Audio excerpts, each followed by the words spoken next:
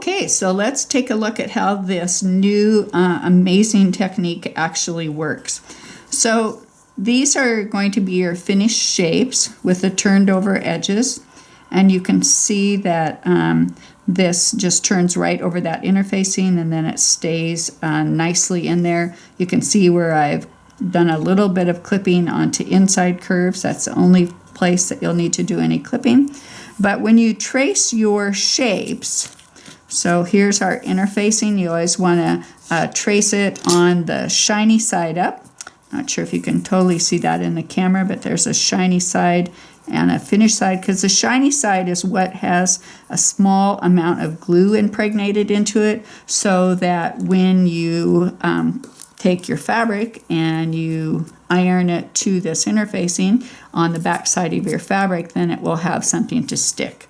So with most of your shapes, you can see through this quite easily. So you would just go ahead and just trace exactly on the line. So you would trace out your next needed shape, and then you would cut this piece right exactly out on that line, because after all, this is going to end up being the shape that you exactly need in the end. Just be sure to draw in those extensions down here where it goes behind something else, and you can just put a small amount down there. So then you would cut this out, like I said, exactly on the line. Then you're going to take that interfacing, that template shape, and you're going to take that to your iron. You're going to put that on the back side of your fabric. You're just going to hold that down and iron that for 8 to 10 seconds with a little bit of pressure, just until it adheres to the back. So let's go ahead and turn these edges. But I do want to mention that I used a pencil for the one that I just traced, but on very light yellows for your daffodils, you may want to use a colored pencil, because sometimes if you don't cut out the pencil line, it can show through on very white or very light toned fabrics. So then I usually just use whatever colored pencil color that I'm trying to do, like a light pink or a light yellow. Okay, so I'm going to actually move this out of our way and actually turn this edge for you. So you can see that there's a very small seam allowance here, and I've given all of you a practice piece in your kit, and I do want you to go ahead and try to turn that practice piece first before you cut out any of your own shapes, because it'll give you a really good idea of how much seam allowance you want, which is a little less than your normal 3/16 that you may be used to. So we're going to do this tip here separately, and when I have to know that I'm going to have to futz in an area and take a little bit more time, I often just put a little clip into that area so I can separate that and do that separately. But we'll just glue along this edge here up until that clip, and then we'll do that part. So there is a little inside curve here, and I'm going to put just a small little clip into here. So just stay a couple threads back from your interfacing is all. And you can see that the glue goes on with some color, so you can see where it is. You don't need a lot, just a small smear. And you don't want to glue up large areas, because that small smear can just dry out on you. So then you take your amazing tools, your fork and your beveled edge, and with the fork you're going to want to get fairly close to that edge, and then just go ahead and lift.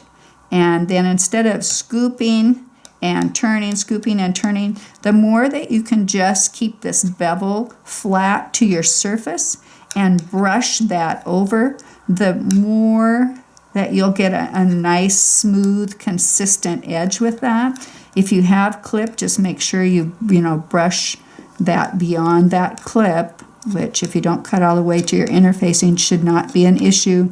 But you don't want your fork way back here, because you can turn up the whole piece. You do want to stabilize that edge. So bring that fork right up close along the edge that you've been working on. And now we're going to address this tip. So Tips, points, and inside curves and perfect circles are the tricky part of doing applique. You can see that my fork is actually too big to fit in this little small shape. And fortunately, on both the ends of these rods, we also have little points so that you can hold that down. So normally, in the past, we've left that fabric to extend out beyond our points because we had to turn to one side, undercut that little dog ear, and then turn the other side, undercut that little dog ear. But very often we were either left with a frayed tip because we'd had to trim off too much, or we had this big old bulk under there, because after all, you're trying to get all of this fabric into this much smaller space. So in the world of applique, we decide to just be much more reasonable about all of this. And whoops, I'll do this before I glue it. So we're going to actually just lop that off. So you've been doing it the old way for years. I'm sure you just had a big, huge gasp that I lost all of that. But now we can just get rid of it. And I like to angle these back too so that it's reasonable to think that I'm going to turn all of that under. And you can see that, I'm not leaving a whole lot there, and I'm taking out those angles. So now I'll glue it up. So I'm just going to go ahead and glue that edge from where I stopped turning there up to my clips on both sides. Okay, so now the trick with this is, with this new way of doing this, we're actually going to take the rod, instead of keeping it level and flat now, I'm actually going to turn that edge up, and I'm going to lift underneath of there, and I'm going to flip that over, because that's the end that I don't want to get all frayed. So I'm just going to flip that over and mash that down into the glue so that I know that I have a very, very secure tip that I don't have to worry about. So the tip goes under first, and then I'm going to go back on my sides and continue to just turn that side over until I get to the end there.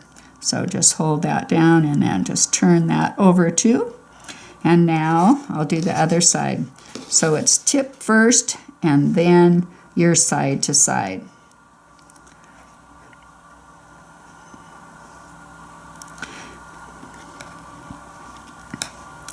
And we'll just go down to where I've put that little clip so I can easily stop there. And if you have little edges or little creases here, then go and take your point on the beveled end and just work those really nice and flat too. So you can just work that in and make sure that it's all laying nice and flat, which is it's laying very flat. So this was, and then you can go on this side and you can just kind of smooth it out and flatten it. But you can see that now I have a very secure tip. So even when I start hand appliquing around here, I don't have to worry about that I'm going to fray that in because it's all secured down in the glue. So that's our easy new system. And with when we get to some circles later, some little tight circles, I'll show you how to deal with those to get much more perfect circles. But let's kind of go on and see how this all goes together.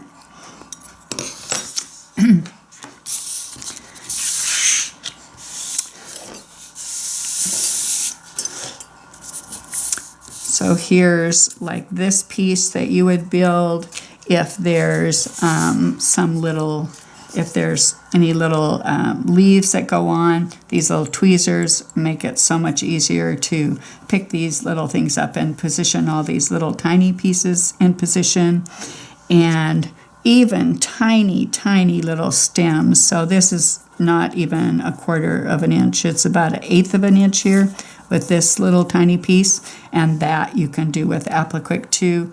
So almost covered the interfacing on both sides because it's so tiny that my seam allowance took up that whole area. But you can do amazingly complex, tiny little shapes with this system.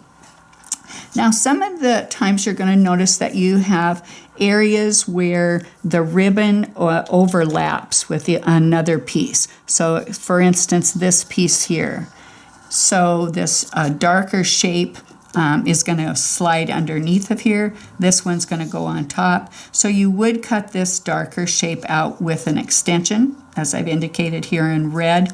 But when you put these together, that's what I want to talk about. Because if you try to take and turn this entire tip like we just did with the piece that we turned, and then somehow get that aligned with this edge that's already turned, you can end up with a gap or a lot of seam allowance that's trying to butt up against each other here. So what I like to do is actually wait to turn that final piece. So let's take a look at this sample here, for example. So I've turned this whole piece, I've turned this whole piece, except for right at the edge here, I put that little clip in there, because what I want to do is I'm going to take this and I'm actually going to turn that last little bit. I'm going to turn it over the edge of this other finished shape, so that I don't have to carefully end up trying to align that tip with the other piece. So this whole thing can come over. In fact, it can come over enough that that's hidden behind here when I turn it all under. So that will give you much a prettier finished edges if you just wait to turn all of that together. So I'm not going to be able to do this here. Maybe now I can show you how that would work. So this is going to go under here, all the way under, and then align. Well, it doesn't want to stick. So another thing I'm going to give you are these very useful little sliding glue strips. And with these is how, when you start putting these little turn shapes together, if you just take and scrape this very lightly across your glue stick, then you can go between these shapes and you can simply put your finger in here and you can glue base that together, so that when you do turn, when you pin base, that you're going to have a lot less pins in position, and also with your positioning aid you can get everything nicely aligned. So now that that's been glued up a little bit, I'll be able to turn that easily. So then you're going to have your finished shapes all to put together. And this is, once again, I'm going to make it really easy to make all of these little petals, line those up, and then just slip this between underneath and to put all of these little pieces together. And then you'll have a finished unit, so this bigger daffodil unit. And that then, once you get all of the various different sections and things ready to go, then you'll have all of those, and you'll pull over your background shape, which you have either gridded if you wanted to optionally do that beforehand or not.